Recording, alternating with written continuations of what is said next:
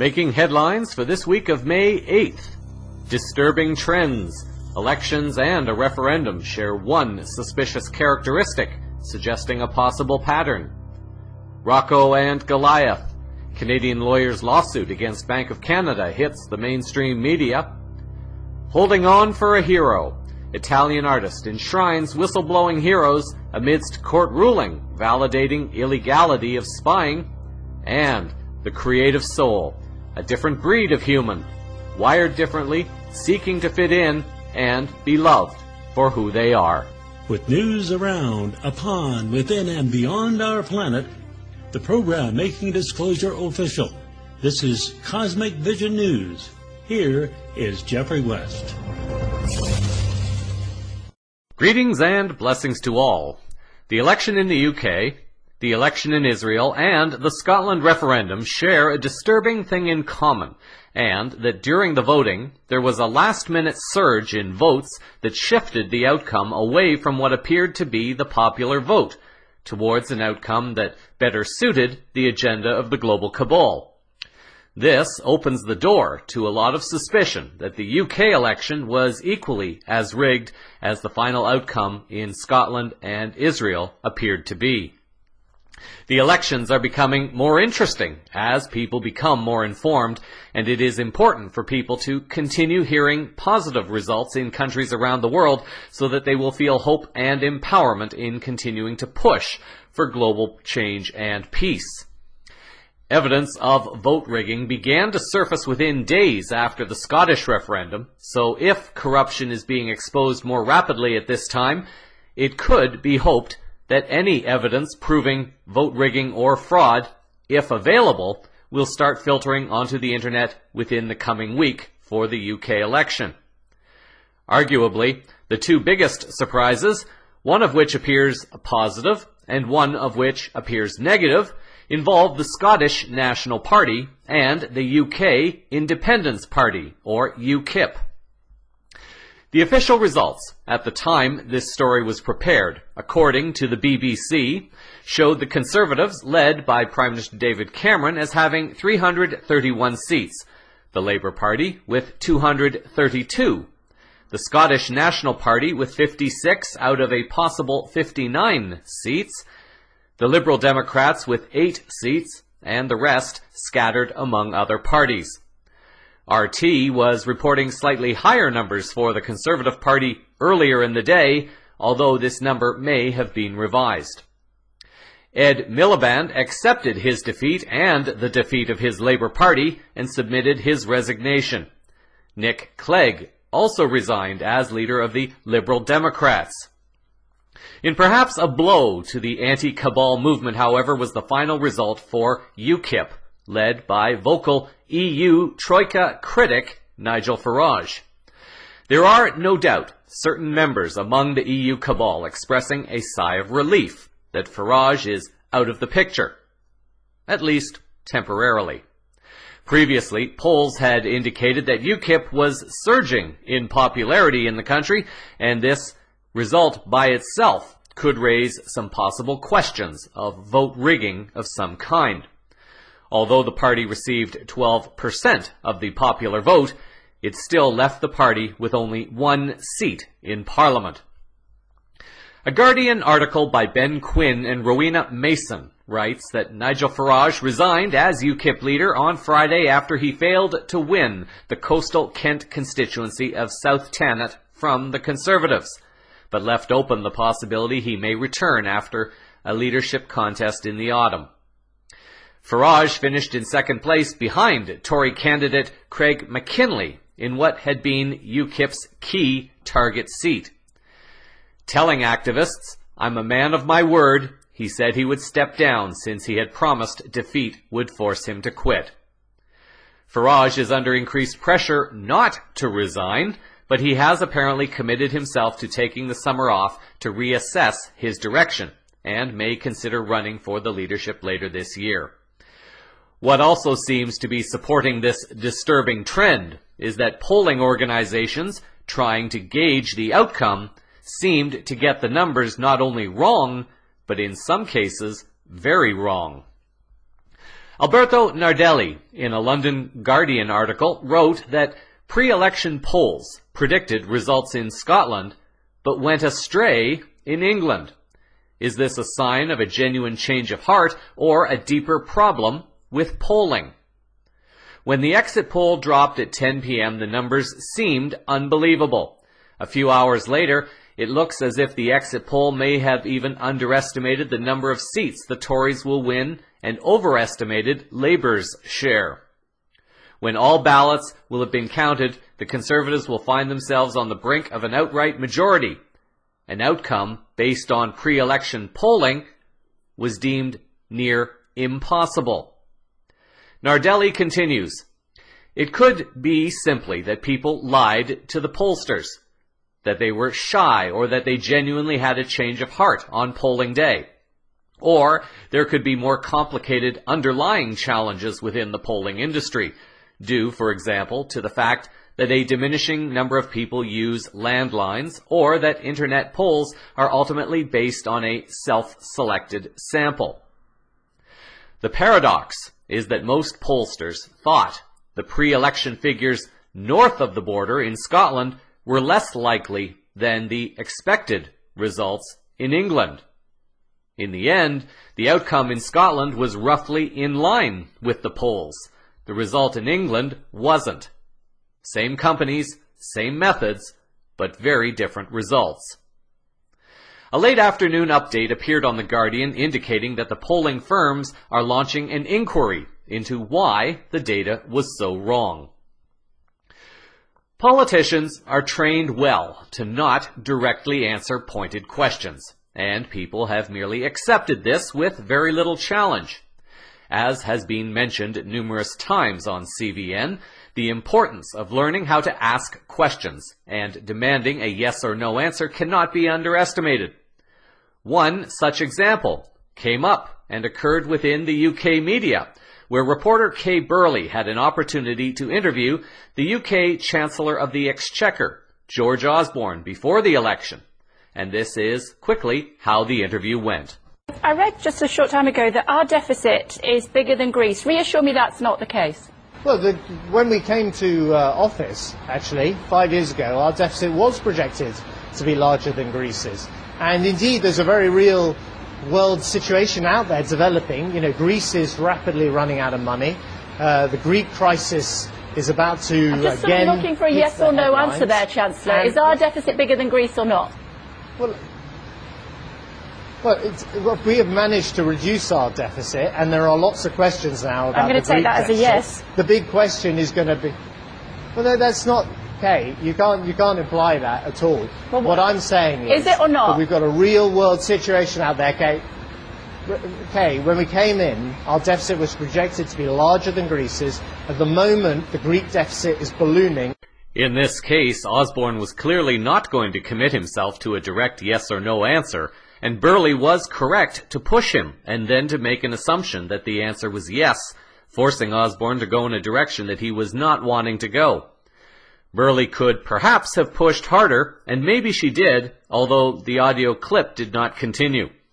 It does, however, set a good example for people to see how politicians react to yes-no questions, and demonstrates how important it is for informed people to push for those direct answers. Moving over to Canada now, in a major surprise upset, however, there was one election in that country that seemed to be free of vote rigging, and this election happened to take place in the Canadian province of Alberta, which has long been the province most committed to the Conservative Party, the party of Prime Minister Stephen Harper. Although a national election is still a few months away, the political landscape has received a shock this past week as an orange tsunami swept over the province, the color orange representing the New Democratic Party. With more on this story, here is CBC's Peter Mansbridge. Well, take a look at this. Something most Canadians probably never thought they'd see. Not just an NDP government in Alberta, but a strong majority. The polls pointed that way for days, but no one was absolutely sure it would happen until the votes started to come in. More than 4 decades of progressive Conservative rule over, And in a big way. Talk about an orange wave. The CBC's Carolyn Dunn was watching it all unfold from Calgary. Well, Peter, could you just imagine a more stunning change to Alberta's political landscape, really? Rachel Notley, Alberta's first NDP premier designate, hereafter known as the leader that crushed the Alberta Progressive Conservative dynasty. This unlikely victor in historically conservative Alberta. Friends, I believe that change has finally come to Alberta. Jim Prentice and his PCs softened the ground for Notley by calling an early election on an unpopular budget. Voters, already ticked about spending scandals of the previous government, turned on Prentice and turned to Notley and her NDP in droves. A dramatic shift in the political landscape. What does that mean? Well, Notley has promised to reverse the many spending cuts announced by Prentice and raise corporate taxes. On the oil sands, Notley played it down the middle, pledging to support Alberta's oil industry and even some of its proposed pipeline projects, if not all. But she's also promising tougher environmental standards. Perhaps her most unwelcome promise from the industry's perspective, a review of royalty rates and tax incentives for the oil industry. Tonight, a humbled and emotional Jim Prentice took responsibility for the loss and said goodbye to public life. Clearly, however, my contribution to public life is now at an end. It is time for me to dedicate my time to the other responsibilities I have as a husband and as a father and a grandfather. Accordingly, I have resigned as the leader of the Progressive Conservative Party of Alberta. NDP leader and Alberta's next premier, Rachel Notley, is just beginning. New people, new ideas, and a fresh start for our great province. And the reality is just setting in for Albertans and probably for Notley herself. Just 4 of her MLAs are experienced sitting in the legislature now. So she and her entire caucus have this really big learning curve ahead, learning to do what they've never done before, govern. On the day this story was first reported, the CBC was reporting the final results as being 54 seats for the New Democrats, 21 seats for the Wild Rose Party, and the former governing party reduced to only 10 seats, with 1 seat each going to the 2 remaining parties. At the federal level, the Conservatives are governing. The New Democratic Party is officially the opposition, a first-time surprise from the last election, and the once-dominant Liberal Party currently in third, although also currently polling in second place. What this result means to the federal political landscape in Canada later this year remains to be seen.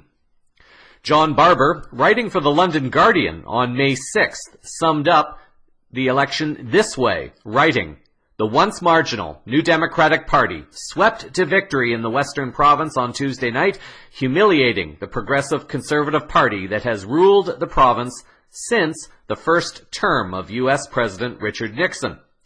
The result marks the latest and most surprising setback to Prime Minister Stephen Harper's signature diplomatic effort to transport bitumen from Alberta's tar sands to world markets through the controversial Keystone XL pipeline." Barber quoted financier Rafi Tamazian of Canoe Financial LP in Calgary, Canada's oil capital, as saying that the election of the NDP is completely devastating. The perception from the market based on their comments is they're extremely dangerous. If you read between the lines, what you see is that banking and big oil interests are terrified that the will and voice of the people is now becoming strong enough to make a difference in resisting their power and control. The issue is further complicated by the fact that much of the land that is being exploited for oil is controlled by at least one Indigenous tribe of Canada and likely many others. Something else that is not being covered in the media very much, if at all. Connect these dots with the rush to push through the Trans-Pacific Partnership deal, which grants corporations the ability to sue governments at will for the extraction of mineral resources, and perhaps one can begin to see how vital it is for people to speak up and how significant this election potentially is. The election result is significant in at least two ways. One, it symbolizes the awakening frustration of the Canadian people to governance that has not been serving the interests of the people and the planet. Secondly, and perhaps more importantly, it represents what must be a note of alarm for Prime Minister Harper, because his strongest support has traditionally come from the province of Alberta, and funding that comes from the big oil group of companies. Whereas the Greek people had to choose to stand up to the Euro bankers who were killing the people with criminally fraudulent bailout loans and massive austerity cuts upon the people, the population of Alberta must now face the cabal machine known as Big Oil, for they have effectively controlled the province of Alberta, the government of Canada, and helped to facilitate continued unnecessary destruction of our planet, when alternative sources of energy are now becoming more readily available and accessible. An article by Colby Kosh, appearing on the Macleans.ca news website on May 6th, notes that the election results may not necessarily indicate that people are truly on board with the policies of the New Democratic Party, but merely more upset with the direction of its former political darling party. Even if this is true, what it represents is that the people of Alberta were courageous enough to give a leader and a party with little governing experience a chance to do something, anything, better than the current party. An article appearing on the Rabble.ca website on May 6th by Carl Nuremberg compares the country of Norway with the province of Alberta in terms of how oil production has been managed. Nuremberg writes in his article that 2 years ago, Bruce Campbell of the Canadian Centre for Policy Alternatives did a comparison of how Canada, meaning mostly Alberta, and Norway have chosen to manage their oil industries.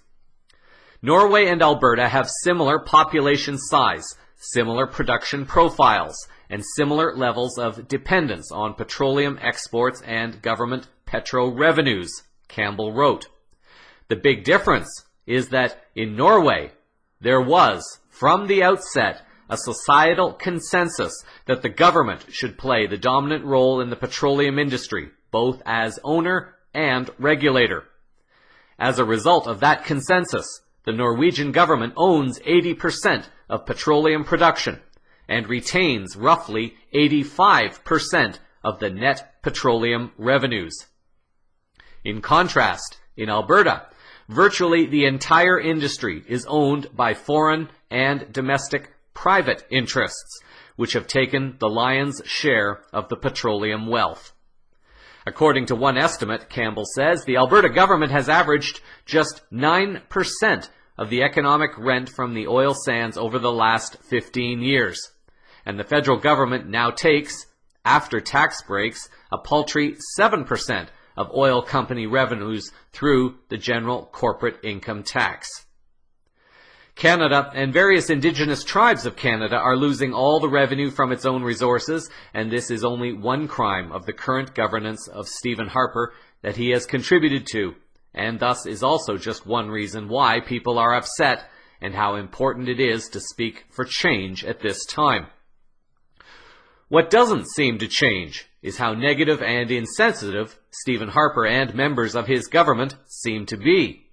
An article appearing on the CBC website on May 7th reported on a comment made by Justice Minister Peter MacKay, quoting someone in the Conservative Party in Alberta as saying that the once proud Conservative province of Alberta had overnight turned into, quote-unquote, Alberta-stan. A comment that appears to be a very direct shot at Russia and its neighboring states. Some Twitter users described this election result as a sign that hell has now frozen over.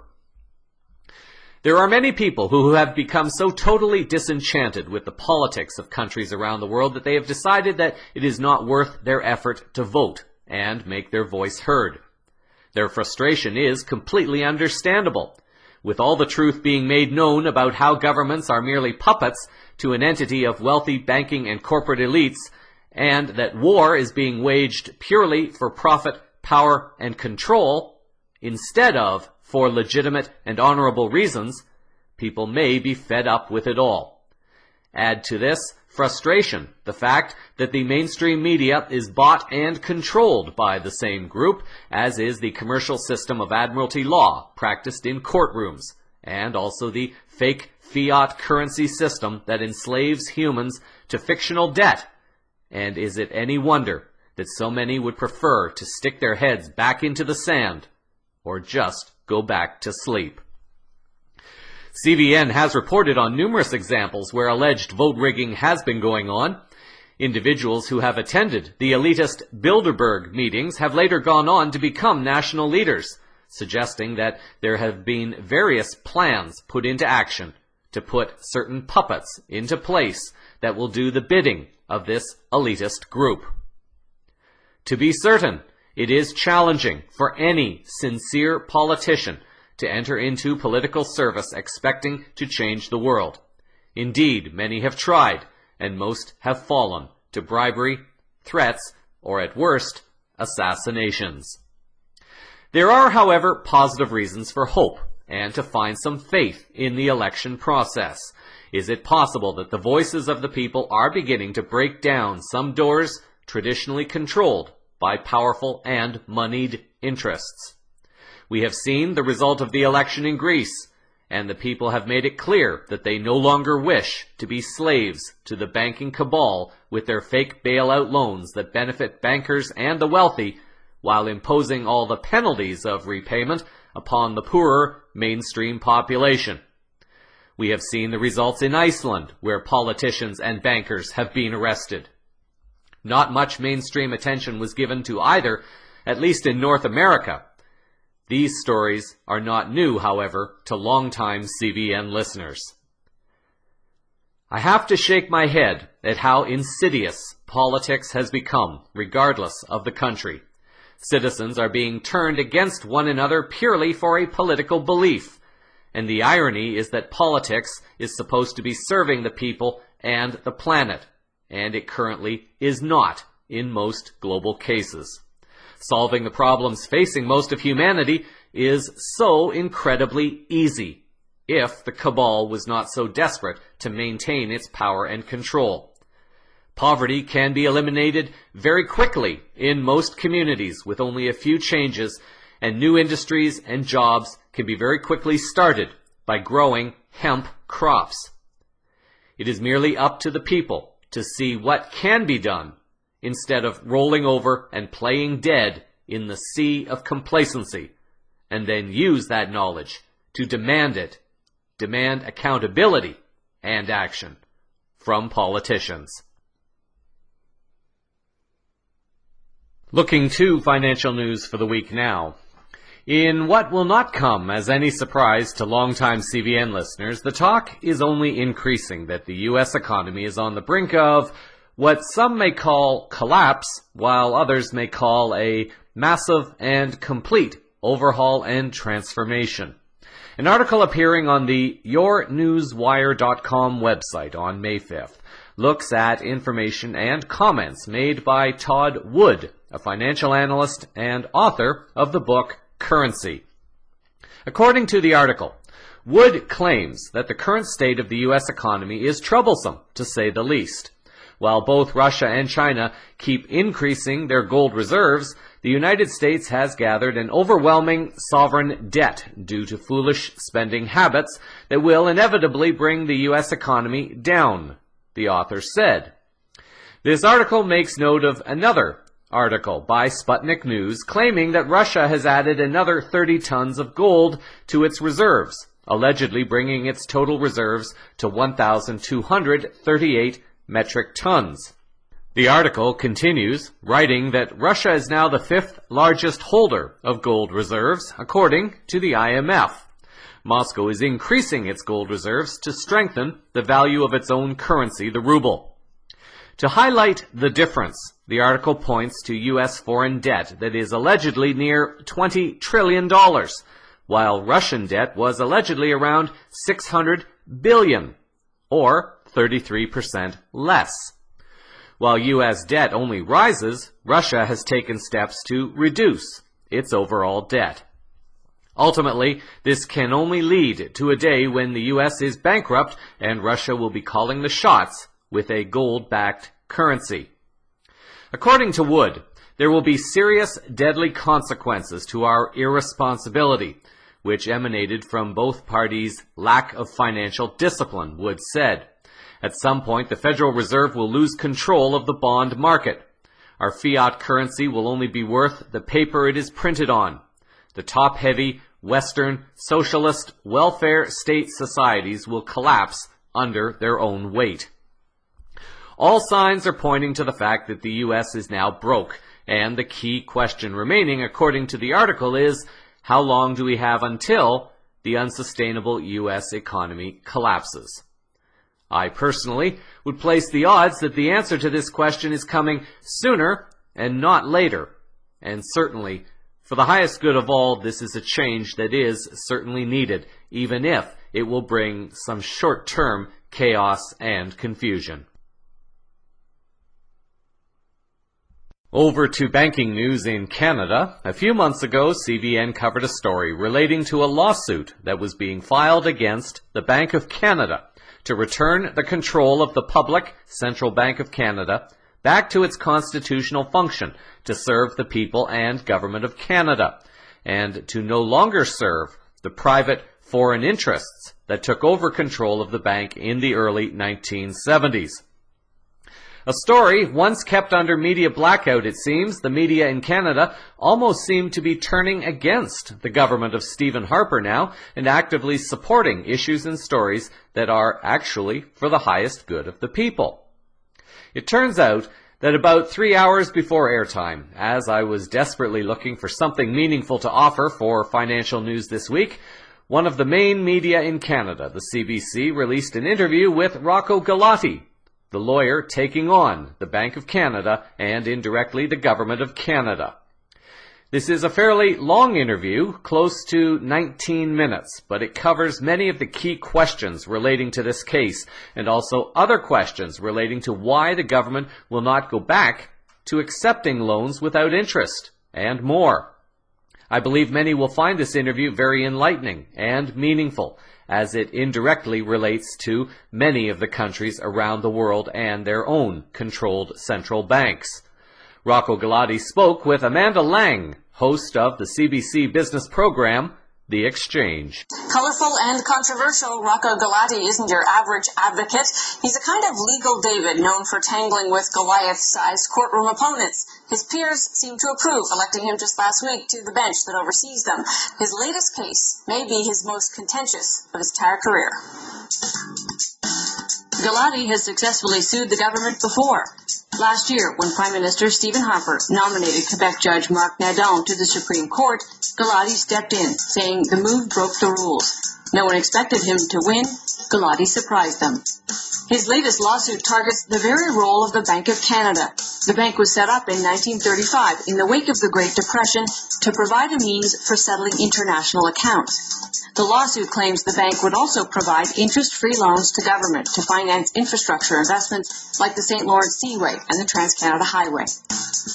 The case argues that in 1974, the bank stopped providing interest-free loans to government and suggests the move was made to join the International Bank of Settlements, a kind of central bank of central banks. On behalf of his clients, Galati argues that from then on, private banks became government's lender, a change he says contravened the act that established the central bank and was therefore unconstitutional.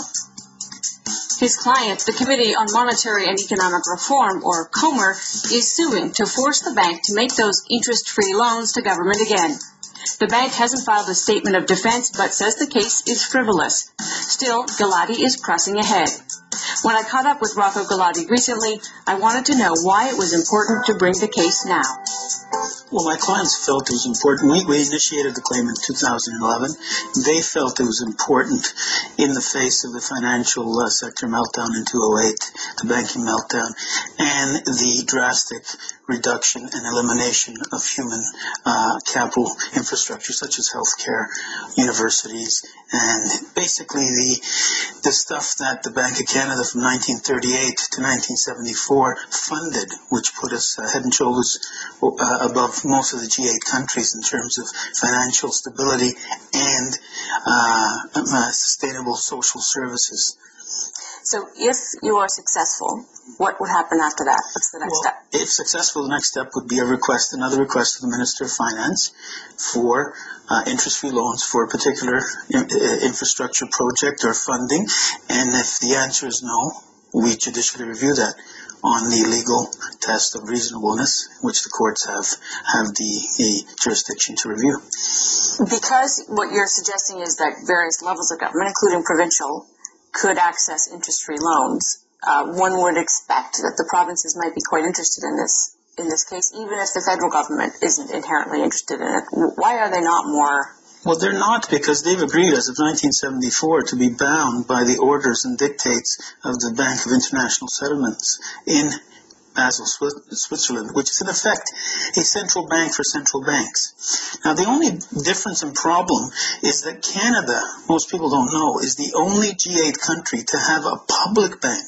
There's a difference between a central bank and a public bank. Anybody can have a central bank. We do. Ours is public. The U.S. Central Bank is a private bank, the Federal Reserve. The Bank of England is a private bank. So all the European banks are private. So you have foreign private bankers dictating to a public civil servant and Minister of Justice what to do in this regard of a law from Parliament. Can we just make the distinction between private and public? Because we don't think of the Federal Reserve as private. We think of it as an arm of that government. No, it's not. People have shares in that bank. It's like the Bank of Montreal or the TD Bank. It's a private bank. It's huge, but it's a private bank. They're beholden to their shareholders at the end of the day. So it's a private bank like any other. So the notion is that because of all of those central banks' participation in the Bank of International Settlements, they are then manipulating what our public bank can do. Correct. They're dictating what our public bank can do. The net effect of that is this. We effectively, through the Bank of Canada, have relinquished our sovereignty to private banking interests. We are saying to private individuals abroad, you can control our public bank, and we'll follow your dictates. That Bank of International Settlements, though, of course, is designed to create stability globally. Central banks coordinate activities to some extent, but with that in mind, not with any kind of private gain for those banks in mind. Well, look, that's not true what you just said. At the end of the day, that organization is there to secure the profitability of these central banks. We don't have necessarily a profit motive because we are a public bank. Those other central banks are private banks. So at the end of the day, profit is still the bottom line. It doesn't matter how you dress the chocolate. It's what's inside that counts. I get a lot of people saying, these are conspiracy theorists. And my answer often is, well, first of all, you have to look at the issue, look at the law. And often I respond to people by saying, if you think that my clients or myself are conspiracy theorists, then you must be a coincidence theorist. But the thing of it is that conspiracy is an indictable criminal code offense in Canada for good reason, because since Julius Caesar, conspiracies happen every day. They don't have to be nefarious. They can be very civil and in the open, but it's just a conspiracy. A conspiracy simply is an agreement to effect a certain end. It doesn't have to be criminal. It doesn't have to be nefarious. But so to say that they're conspiring, well, they're sitting down and they're agreeing to certain things and giving orders to our bank, which they shouldn't do under our Constitution. Just argue for me or help me understand the counter argument here. If the federal government could avoid paying massive amounts of interest on debt and borrow interest-free from the central bank, why wouldn't it choose to do that? What's the argument it would advance to say, no, that's the wrong thing to do? Well, on the face of it, it says because the banking community, quote, the banking community would not like it. Well, that's saying foreign private bankers don't like it, and my answer to that is too bad. It's the law. Second of all, the Minister of Finance has repeatedly given this mantra that it creates inflation, which is nonsense and borne out by the fact that in 2008, when there was the financial collapse of the banks, the Obama administration gave $800 billion to the Federal Reserve. The Federal Reserve simply created $800 billion interest-free and bailed out the banks. We here, through the Bank of Canada, gave three banks $60 billion and secretly assumed their toxic debt of $160 billion through the defaulted CHMC mortgages. So none of that bailing out at 0% interest of the banks caused any inflation. So why should it cause inflation when it never did historically from 1938 to 1974? So assume that things go as you would like, and then ultimately you can say to the finance minister, you must abide by this ruling, and he doesn't. Does this become a protracted legal fight around trying to change behaviors from people who don't want to borrow interest-free? Well, most struggles to enforce the law are. I mean, often, I've had cases that have gone 12 years successfully at the end of the day, because the government simply wants to ignore the law. It's not a new thing, the governments ignore the law. I mean, but that's the system we have. When they do, the only people who can force them to abide by the law are the courts. And so, what appealed to you about this case? What was it that, because it's complicated, but why did you say, yes, this is a fight I want to take on? Well, it appealed to me because although it's arcane in the sense that, anybody who knows something about economic theory and economic history may think, oh, this is arcane. This is the new flavor of the day. We don't use interest-free money. But it wasn't arcane for me because it's in the law. Whether it's arcane on the street is one thing, but the law says they can and do have the power to do this. The bank was created for that purpose, and now they've handed over the functioning of the bank with respect to currency and interest positions and policy to foreign private bankers, which causes two constitutional problems. One, under our Constitution, a government and the executive cannot refuse to govern. They have to apply the law. But here, they've given the application of the law surreptitiously to foreign private bankers. Well, that's unconstitutional. You can't relinquish sovereignty. Rocco Galati's lawsuit against the Bank of Canada is the latest in a long line of legal battles he's brought against the federal government. But taking on those controversial cases comes with a price. One of Galati's biggest breakthroughs came in 1999. He represented Mavis Baker, a domestic worker who had lived illegally in Canada for many years. The government had decided to deport her. Up until then, it did not have to disclose why. Galati lost the deportation appeal, but he struck a blow for democracy when the court agreed with him. Government should be publicly accountable for its decisions, a landmark ruling that changed government forever. No one is underestimating Galati in his latest fight over the Bank of Canada's business. His cases can seem improbable, but Galati has a long history of coming from nowhere to win. In the second part of our conversation, I wanted to know more about what motivates him and why he thinks governments need challenging.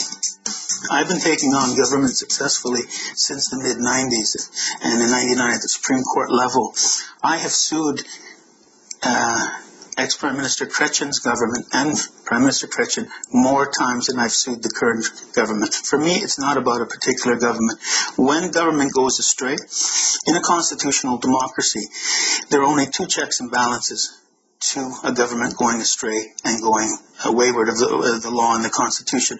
One is the opposition in Parliament. One is the parliamentary system, which in my respectful view, starting with the Prime Ministership of Jean Chrétien, became pointless and useless. It's a charade. The other more important balance to executive action and parliamentary excesses of the Constitution are the courts. That's the only, if you take away the courts, then you have what I say has been happening slowly in Canada, is a quiet dictatorship. If you take the judicial check and balance away from the executive and parliament, you have one-man rule, unrestrained. Which I think many will argue, is the ultimate importance of the Nadon case. Of course, that's why I took it on. I saw an attempt to pervert and subvert our independent judiciary, which is the last bastion of balancing the rights of the citizens as against the government and making sure that the government doesn't turn into a dictatorship. If you can stack the court and corrupt the judiciary, well, that's it. It's complete. Do you believe that the way the court ruled on that, the language it used, the expression, is an acknowledgement of that the court needs to protect itself from meddling? Clearly, that's why it constitutionalized itself. Most people don't understand the seismic importance of that decision. It said you can't do anything with this court without the consent of all 10 provinces on a constitutional amendment, something that would not have been effected if they tried.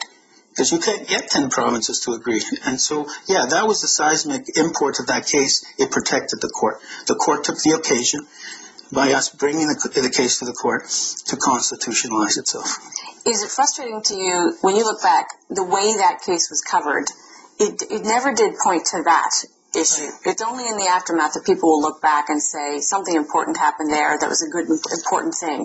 When it was being covered, it was, who is this pesky guy? Why is he chipping away at the Prime Minister? You know, what does it matter? Is that frustrating? That's frustrating, but I have a long history of this in terms of, back in the 90s, I challenged the constitutionality of the multilateral agreement on investment in the OECD. I was a lawyer who went to the Supreme Court, didn't get leave on the 201 Summit of the Americas in Quebec City for the protesters, and we challenged the FTAA, that trade deal.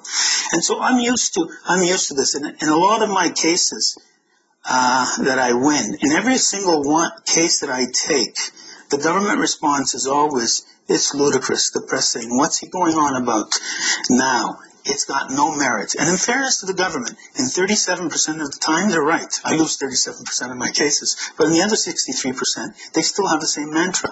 It's no merit. Let's get it out of the courts. But this is part of the battle that you go through when you engage in constitutional litigation. You're not doing this to get rich.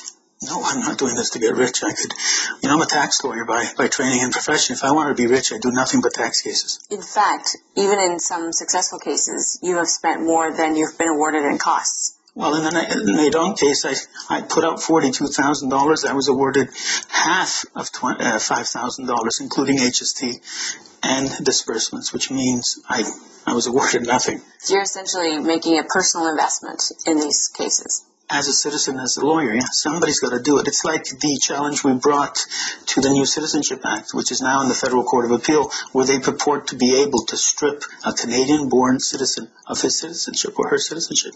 I mean, that's been unheard of since 1608, when they tried it for the first time, and the 14 judges, including Lord Cook, said, no, you can't. If you're born here, that's it. End of story. So, why aren't there more lawyers doing what you're doing? Primarily 3 reasons. One is that every lawyer in the country, except 2 of us, me and my associate that I've met, wants to be a Supreme Court of Canada judge. It's a bit delusional, but everybody is a titan in their own mind. Secondly, people have to raise their family and pay their expenses. They don't want to be liable to personally pay these costs.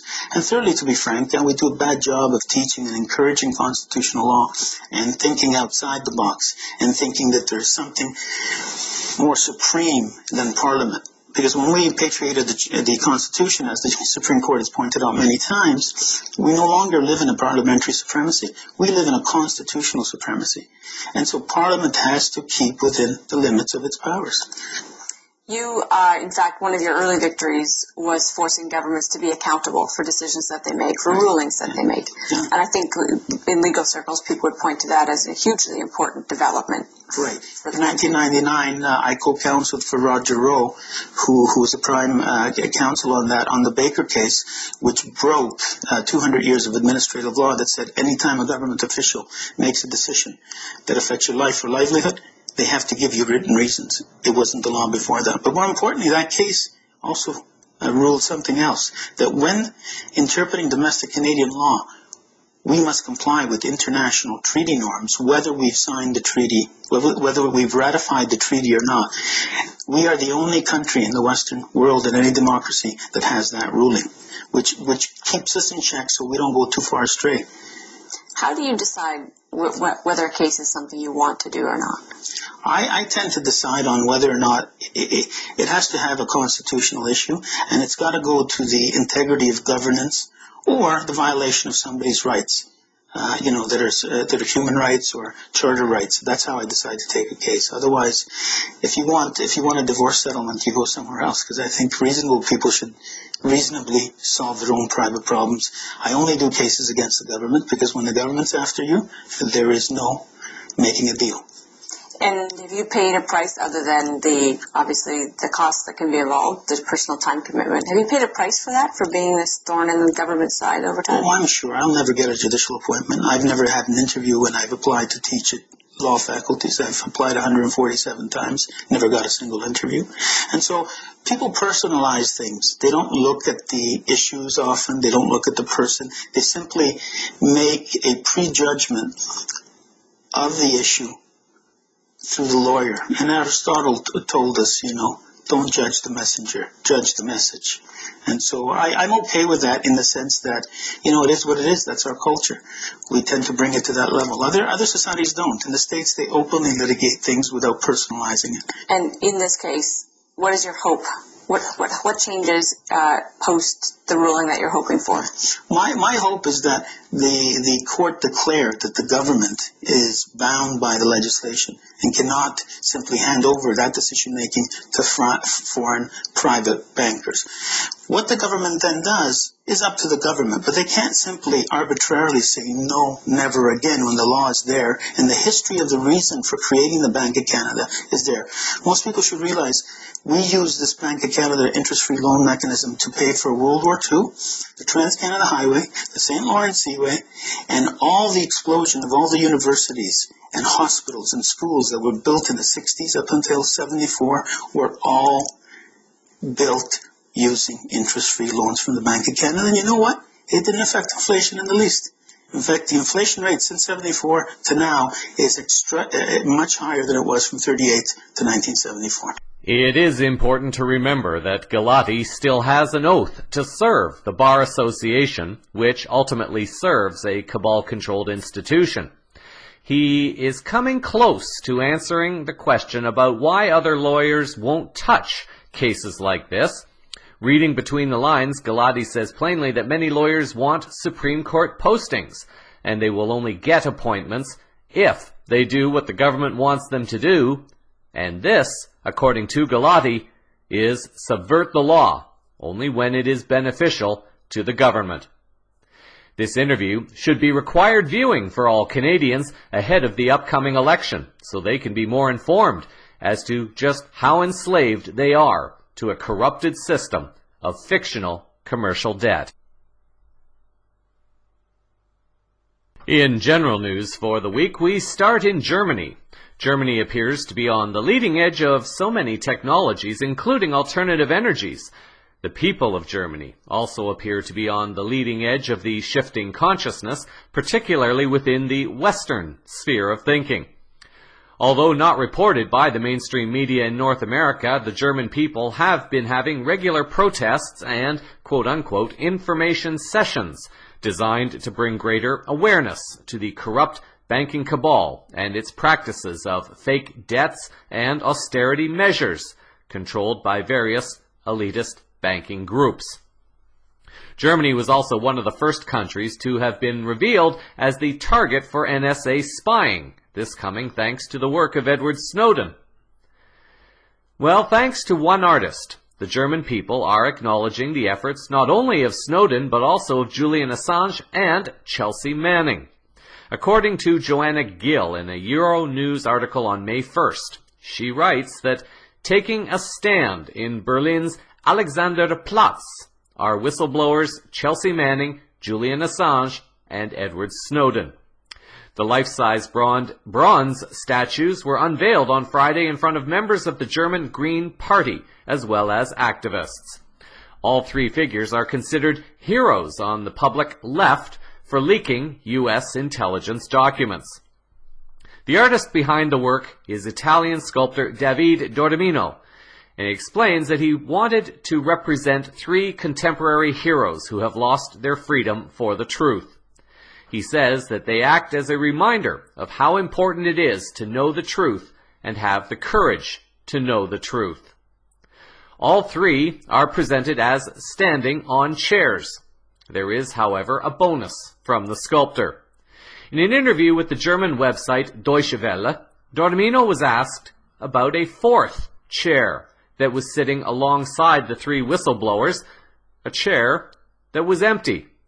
According to Dormino, next to Snowden, Assange, and Manning, who are all sculpted on chairs, there is a fourth one, open to anyone here in Berlin who wants to get up and say anything they want. And it is fantastic. There are people getting up here and actually doing what we imagined when this idea came to being.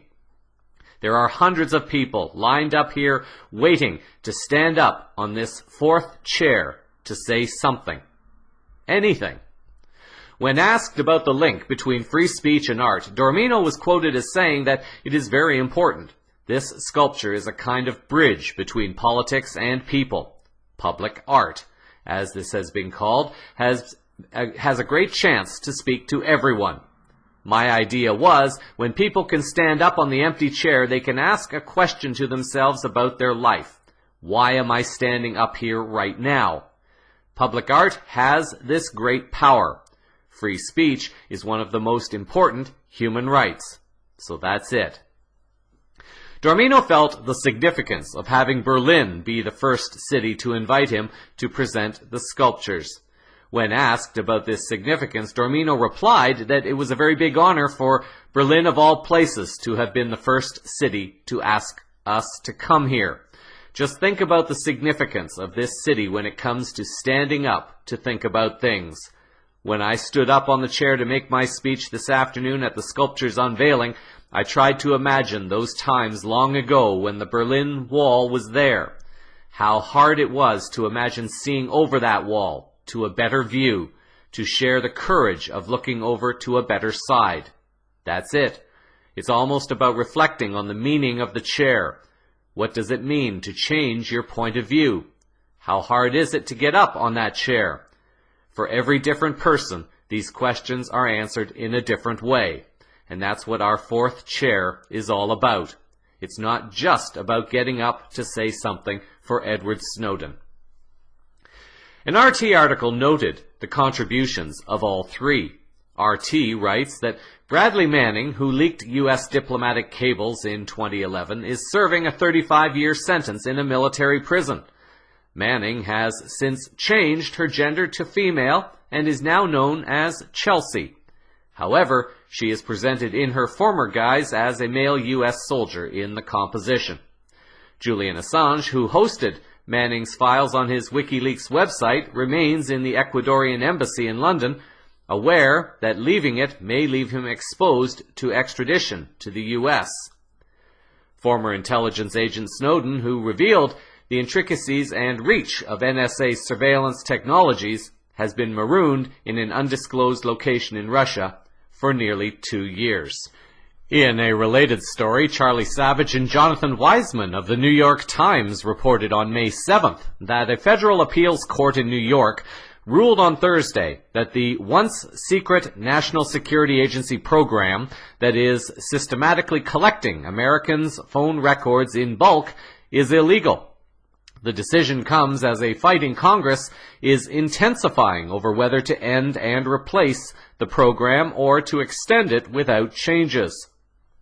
In a 97-page ruling, a 3-judge panel for the United States Court of Appeals for the Second Circuit held that a provision of the USA Patriot Act, known as Section 215, cannot be legitimately interpreted to allow the bulk collection of domestic calling records. The provision of the Act used to justify the bulk data program is to expire on June 1st, and the ruling is certain to increase tension that has been building in Congress. The article continues, noting that the court, in a unanimous ruling written by Judge Gerhard E. Lynch, held that Section 215 cannot bear the weight the government asks us to assign to it, and that it does not authorize the telephone metadata program. It declared the program illegal, saying we do so comfortably in the full understanding that if Congress chooses to authorize such a far-reaching and unprecedented program, it has every opportunity to do so, and to do so unambiguously. The ruling thus brings some degree of validation to the efforts of whistleblowers such as Snowden, Assange, and Manning. And hopefully, the day will very shortly come when these and other whistleblowers committed to the betterment of humanity and our planet will be freed from their prisons or from their harassment for only having the moral and ethical courage to risk all for humanity.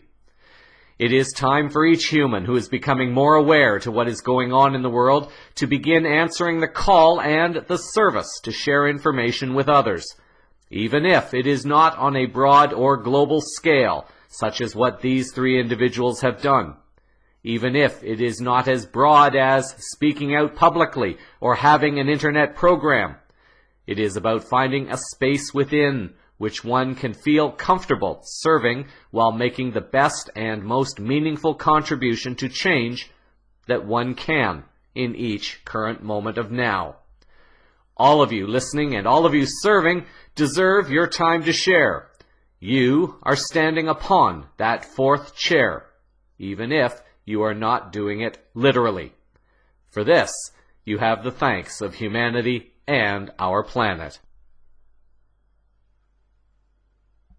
Over to the U.S. political stage now. Although the election there is still over a year away, Bernie Sanders is not only getting attention because of his sudden and surprising influx of political donations for his campaign, but he is continuing to stand strong in the vein of calling out various structures of control. In a recent appearance, Sanders made the following comments about the corporatized media. I think the decision of the Supreme Court will go down in history in Citizens United as one of the worst decisions ever. Free speech is your right to talk about any issue that you want. It is not your right to spend unlimited sums of money to control the United States government or state legislatures or governor seats all over this country. That is not what free speech is about. And the American people, by the way, in overwhelming numbers, do not agree with the Supreme Court. I write, you speak about this. I wager that just about everybody watching this show knows what you and I think about this issue, and yet while you're speaking and I'm reporting, those folks are out there creating a reality on the ground with their money, and things get worse. Things are getting worse. When you look at this campaign and you realize the enormously serious issues this country faces, right? We got a collapsing middle class. We have more wealth and income inequality today than we've had since the 1920s. We have all of these enormous issues. And what big money can do is put an unbelievable amount of TV and radio ads out there to deflect attention from the real issues facing the American people. You tell me, how much serious discussion have we had on the collapse of the middle class, income and wealth inequality, climate change, the need not to get into another war in the Middle East? Have you heard much of that discussion? Well, that's interesting because, I've seen you quite recently on television. What's the story that the corporate press is not letting you tell? Oh, my God. You see, this is the issue. I mean, I've been on a million of these shows. They say, here's the story of the day. What do you think about the Secret Service? What do you think about this? What do you think about Ebola? All of those issues are important. But the issues that impact ordinary people is they're asking why, despite all of the increase in productivity, people are working longer hours for lower wages. Have we had that discussion, Bill? Have you ever heard anybody talking about it? They're asking how come we've had these unfettered free trade policies that have resulted in the loss of millions of good-paying jobs, and you got both parties still saying, well, that's pretty good. And this issue of income and wealth inequality, wow. 1%, only 37% of the wealth in America. Bottom 60%, only 1.7%. One family, the Walton family of Walmart, owning more wealth than the bottom 40%. Do you think we should be talking about that issue? You can't get that discussion going on TV. Why? Because it's not in the interest of the corporations who own the networks to actually be educating the American people so that we are debating the real issues. It's much better to deflect attention away from those issues and get into the story of the day. Sanders' campaign has struck a very positive note with many people right from the day he declared his candidacy.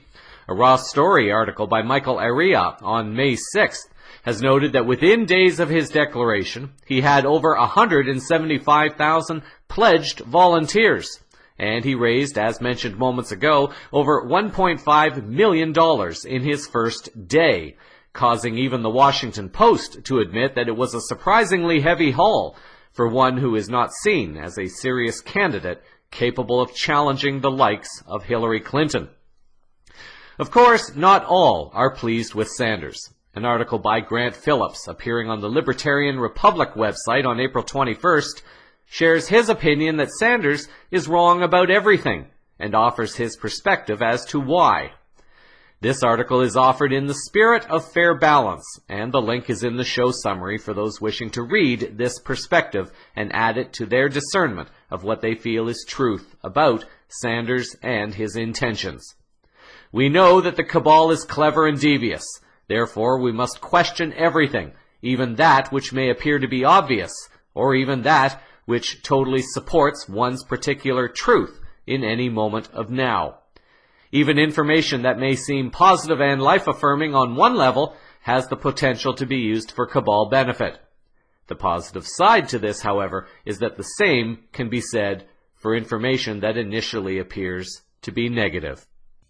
Finally, in health news, it has been said that opposites attract in human relations, but whether or not a couple is able to remain together depends upon how awake each individual is to the dynamic of the relation and how committed one is in being willing to serve unconditionally to the other while also receiving unconditionally from the other.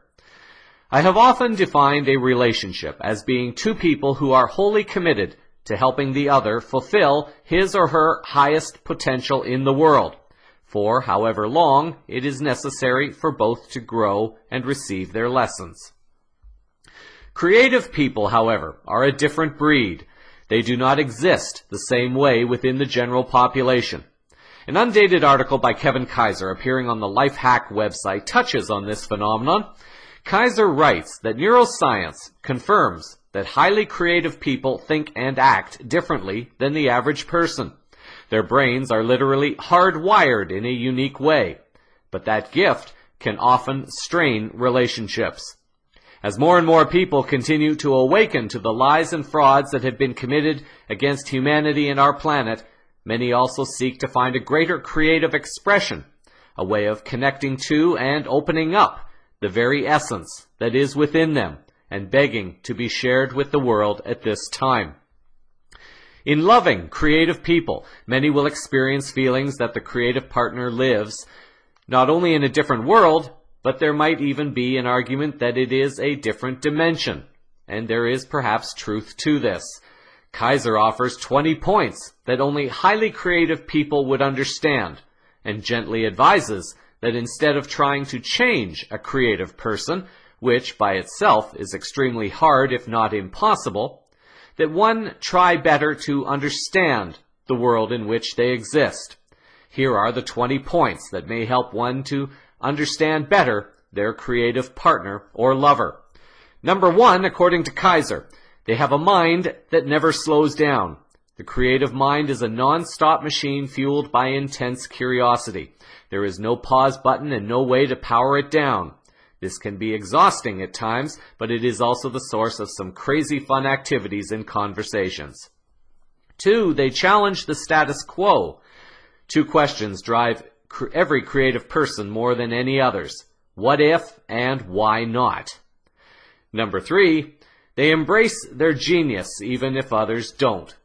I personally feel it might be better to say that they express or they embrace their beingness, even if others don't, or their authenticity. Creative individuals would rather be authentic than popular. Staying true to who they are without compromise is how they define success, even if it means being misunderstood or marginalized. Number 4, they have difficulty staying on task. Number 5, they create in cycles. Number 6, they need time to feed their souls. Number 7, they need space to create. Number 8, they focus intensely. Highly creative people tune the entire world out when they're focused on work. They cannot multitask effectively, and it can take 20 minutes to refocus after being interrupted, even if the interruption was only 20 seconds. Number 9, they feel deeply. Creativity is about human expression and communicating deeply. It's impossible to give what you don't have, and you can only take someone as far as you have gone yourself. Because they feel deeply, highly creative people often can quickly shift from joy to sadness or even depression. Their sensitive heart, while the source of their brilliance, is also the source of their suffering.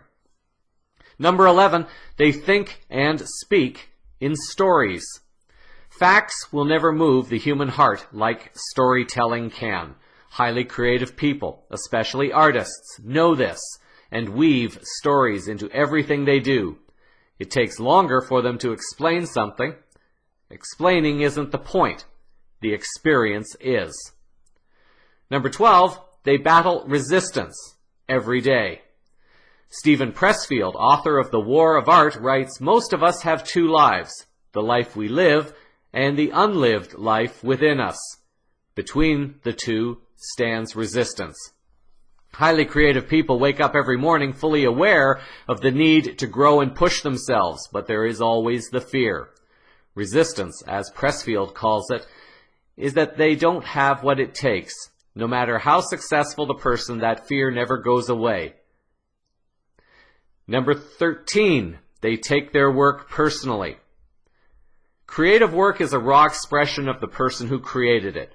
Often, they aren't able to separate themselves from it, so every critique is seen either as a validation or condemnation of their self-worth.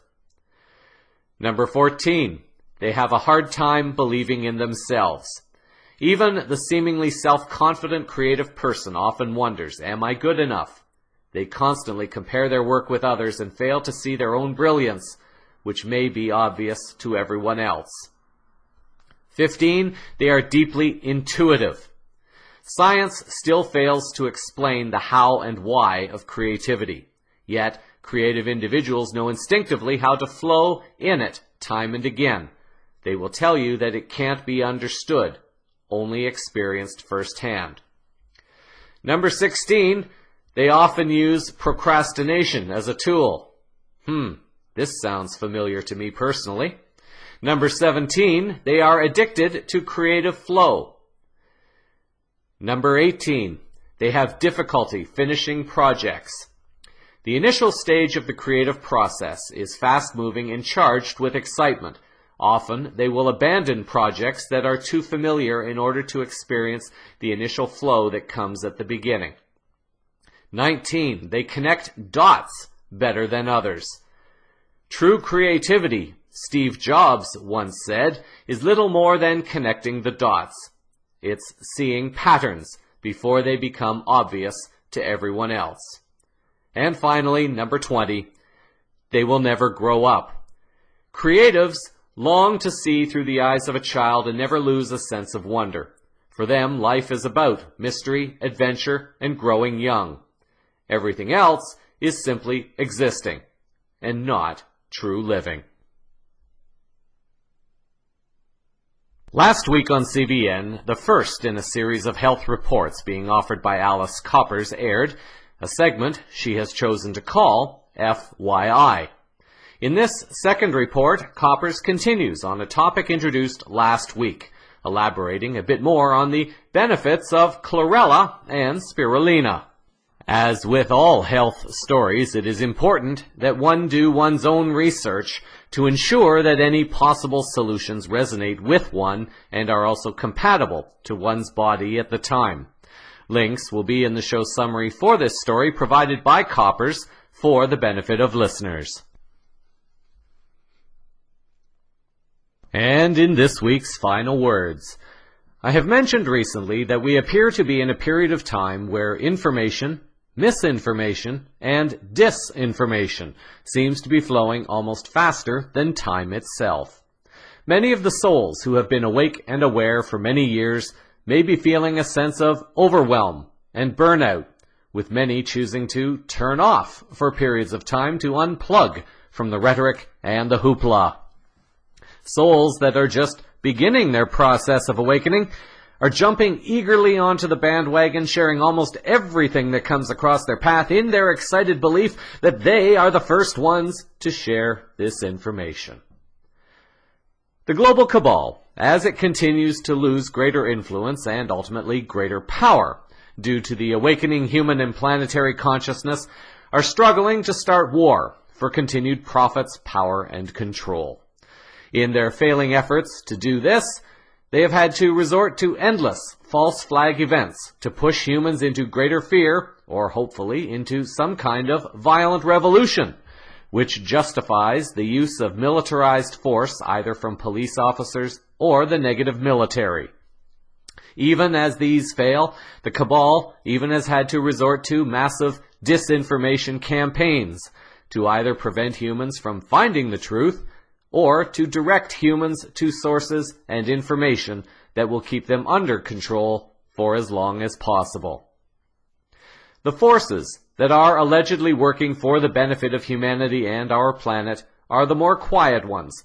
These are the groups that don't necessarily feel a need to blow their own horns publicly, perhaps for 3 reasons. One is that they don't want the cabal finding out about their plans. 2, they don't want to risk contributing to possible panic and chaos, as unaware humans misinterpret information from the cabal, and thus possibly also from the good team. Well, I'll call them the good team. And there is also a third, that if they are operating from a higher consciousness, they do not necessarily feel an egoic need to be recognized for what they are doing. There are many sources out there now, more so than ever before. It is hard to know who is real or sincere, especially as each soul starts out practicing discernment. Even the more accomplished practitioners still make mistakes in their discernment. And hello, here I am, I'm one of them. Paul Lenda, in an article on the Wake Up World website, offered 9 insights to recognizing fake gurus or spiritual teachers.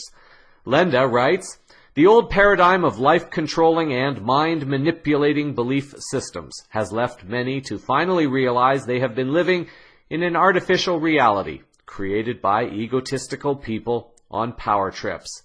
This has led to a situation where many are wandering, trying to find their own way in a world without many true leaders.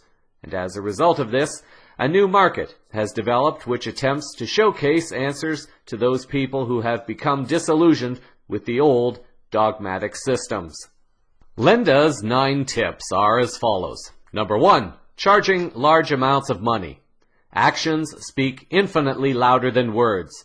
Anyone can proclaim magnificent and wonderful things, but do those words live up to how the person lives and expresses themselves in his or her daily lives? Number 2, giving themselves fancy titles. An enlightened person feels no need for ego masturbation. They are in fact quite humble, perhaps sometimes too humble, but humble they are. They understand that there is no benefit to themselves or their students to make such declarations based on the realizations they've had about reality. Number 3, inability to take criticism. Another sign of a con man in guru's clothing is whether the person is able to take criticism or not. Behaving hypocritically. Beware of hypocrites. This is perhaps one of the simplest methods of weeding out spiritual snake oil salesmen. Look if they practice what they preach. Focusing on fulfilling egocentric desires. One especially important aspect of a guru or spiritual teacher that we should look into is their investment in the material aspects of life. Are they displaying behavior that is indicative of being a neophyte on the spiritual path? Do they overly focus on money, sex, and power? A dynamic Taoistic-like balance is a necessity for a balanced life, but when dependence and abuse of the material starts to emerge and creep into the mind, then there is a problem. Displaying spiritual materialism. In Psychology Today, Michael J. Formica defines spiritual materialism is that process by which the ego grasps at the accomplishments and progress of the self upon the spiritual path, an act by which its very nature denies the self. Behaving selfishly. Selflessness should be the dominant quality in the spiritually advanced soul, not selfishness. Spirituality has no place for superstars and glamour. It is not the spiritual teacher themselves that should be the focus, but rather the spiritual messages and teachings. How can we attain our own self-realization if our position of awareness is focused externally on the teacher rather than internally on the self? In this sense, a quote from Neil Donald Walsh might come to mind, and in that a true master is not the one with the most followers, but rather the one who has created the most masters. And finally, the last tip, promising a fast path to self-realization. That will speak for itself. Many of these could also be applied to information sources. Yes, even to CVN and to myself. Let's look at what appears to be happening in the disclosure field as an example. For many around the world, there was never any question as to the existence of our galactic families. It has always been a part of their society and ways of living. It is possible that they may not have been aware of civilizations that have already been interacting with parts of humanity in a less than life-affirming way, and they may not have been aware of technologies that have been kept hidden from humanity that could rapidly transform our planet. But they are aware that there is life beyond Earth. There appears to be a very delicate game unfolding, but the potential for serious consequences could be great. The global cabal is looking for something, anything that will justify a war in the world for greater control and profit. Several sources have suggested that when the global cabal has finally played all its cards, the final act will be to attempt to scare humanity that an alien invasion is happening. There are sources out there attempting to build big audiences with their claims to information from inside sources about many things relating to our galactic families. To be clear, I am not saying that they are false. Some of them may be very sincere, but only to the extent that their sources may also not have access to all the pieces in the puzzle. No one has access to the full and complete picture at our level. I suspect that this would be far too dangerous. That is why it is so important to take only what feels relevant to you in the current moment. How your path grows will be different from mine and from every other uniquely different, equally beautiful human. Your path must follow a direction that suits your current life experiences, and certain information will come to you on a different timeline than it will for others, because it may not be necessary at this particular time. The cabal may use sources to put out lots of truthful information because they know that this information is going to come out anyway. Once a source has generated a significant following, it is possible that disinformation will begin to appear, and people will automatically accept it as truth because the source has historically been seen as accurate. This may be done with or without the knowing of the person giving out the information. Whether it be with spiritual information or information relating to news, always look to the source and see how that source acts. There are at least 2 sources offering information at this time who have demonstrated negativity towards me, suggesting that they are not who they are representing themselves to be. I choose not to name them, for it is not my desire to play that game. It is only my own personal experience. There is perhaps more that could be said on this topic, and I will be commenting on this in future final words. Create a wonderful week until our next Moment of Now. So that is a sample of the unfolding higher consciousness news around the world this week. Cosmic Vision News is a part of the Enlight Universal group of programs. Links to stories used in this broadcast are published in the show summary on the blog at cosmicvisionnews.com, on CVN's Facebook and Scene pages, CVN's YouTube channel, and also on Twitter, Google+, and LinkedIn. Thank you for sharing your time with me. I'm Jeffrey West, reminding you that in the words of Edward Mills, the abundant mystic, when you share your divine gift, your life force awakens, and you become a vibrant presence in the world and a beacon of hope for others. Until our next moment of now, stay grounded in love, hold the vision of light and peace in your hearts, and keep your eyes to the skies. Disclosures unfolding all around you. Namaste.